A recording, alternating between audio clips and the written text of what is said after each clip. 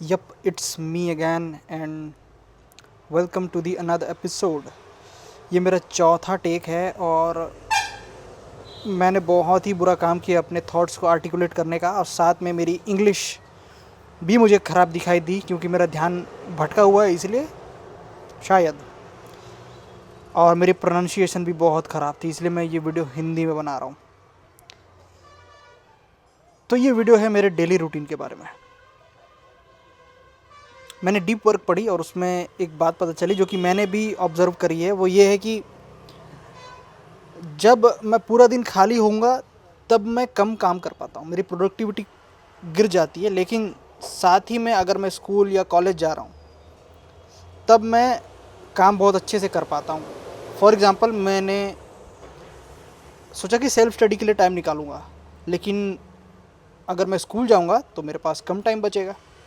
लेकिन जब मैं एक्चुअल में उस चीज़ को अप्लाई करके देखा कि ओके, आज मैं स्कूल नहीं जाऊंगा, आज मैं कॉलेज नहीं जाऊंगा, तो आज पूरा दिन मैं खाली हूँ, तब मैंने देखा कि मैंने सबसे कम पढ़ाई की। लेकिन उसी के साथ अगर मैं कॉलेज भी जा रहा हूँ और अपनी पढ़ाई को भी कर रहा हूँ, जो भी सुबह या स्कूल कॉलेज से आने के बाद जो टाइम मिल जा रहा है, मैं उसमें भी लगभग उतना ही प्रोडक्टिव हूँ। तो यानी कि वो जो एक्स्ट्रा आवर्स मुझे मिल रहे हैं उसमें प्रोडक्टिविटी कुछ उतनी ज़्यादा बढ़ नहीं जा रही है, क्योंकि वहाँ पर कोई रिजिड सिस्टम मैं अप्लाई नहीं कर पा रहा, या फिर जो भी कारण हो। तो डीप वर्क के जो लेखक हैं कैल न्यूपोर्ट, उन्होंने एमआईटी में पढ़ाते पढ़ाते किताबें लिखी, रिसर्च पेपर लिखे और भी बहुत सारे काम किए, जबकि वो बिज़ी रहते थे हमेशा। तो उसके बावजूद भी वो टाइम निकाल करके अपनी हेल्थ पे भी ध्यान दिया और अपने काम को भी करते गए। और इस चीज़ को मैंने ऑब्ज़र्व किया है कि इसका अपोजिट बहुत होता है। मेरे बहुत सारे दोस्त और जान पहचान के लोग हैं जो घर पे खाली बैठे हैं और वो कुछ भी काम नहीं कर पाते, जबकि खाली बैठने के बाद तो आपके पास बहुत सारा टाइम है, तो आप अपना खुद का कोई साइड हसल चालू कर सकते हो या फिर कोई भी प्रोडक्टिव काम कर सकते हो, कुछ पढ़ सकते हो, अच्छा किसी एग्ज़ाम की तैयारी कर सकते हो। लेकिन नहीं, हम में से बहुत सारे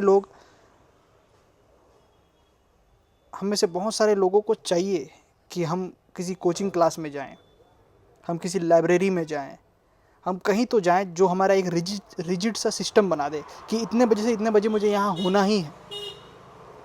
अब मेरी बात देख लो, मेरा तो बहुत ज़्यादा एक्सट्रीम हिसाब हो जाता है, क्योंकि मैं दुकान खोलूँगा 8:15 बजे और दुकान बंद करता हूँ 10 बजे के बाद, तो मतलब बहुत हैवी ड्यूटी हो जाती है। और उसमें भी मुझे ये वीडियो बनानी है और भी बहुत कुछ करना है, तो मुझे उसमें उसके ही बीच में से टाइम निकालना पड़ेगा, क्योंकि ये मेरा एक रिजिड सिस्टम है। और इस वजह से ही मैं बहुत अच्छा प्रोग्रेस कर पाया, मतलब पिछले बार के मुकाबले। अच्छा प्रोग्रेस तो मैं नहीं बोलूँगा, मैंने एक अपना प्रोडक्ट बनाया, प्रोडक्ट की वेबसाइट बनाई और उसके बारे में प्रचार भी कर रहा हूँ। ये सब कुछ मैं पहले नहीं कर रहा था, लेकिन इतने ज़्यादा बिज़ी होने के बावजूद भी अभी भी मुझे ऑर्डर्स देने हैं, दवाइयों को जमाना है, बहुत कुछ करना है। उसके बावजूद भी मैं ये सारी छोटी मोटी चीज़ें कर पा रहा हूँ, जो कि मेरे साइड गिग का पार्ट है। वीडियोस बनाना, खुद से बातें करना, लिखना, वीडियो एडिट करना,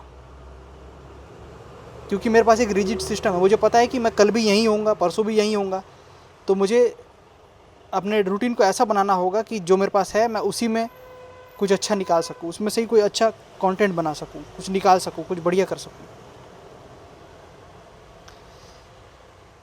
तो काम आपको तभी करना चाहिए जब आप बिज़ी हो। हम कहते हैं कि हम अभी तो मैं बहुत बिज़ी हूँ, अभी मेरे पास कॉलेज है, स्कूल है, अभी मैं क्यों काम करूँ, अभी मैं इस चीज़ को क्यों सीखूँ, अभी मैं ये लैंग्वेज क्यों सीखूँ, अभी मैं कोडिंग क्यों सीखूँ, अभी मैं मार्केटिंग क्यों सीखूँ।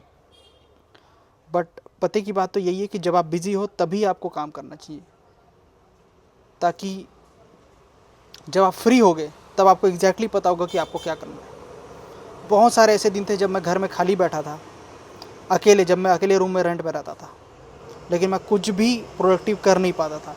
बस यूट्यूब बिंज कर रहा हूँ, वेब सीरीज़ देख रहा हूँ, पूरा टाइम मैंने वेस्ट किया और बहुत ज़्यादा दुख होता था।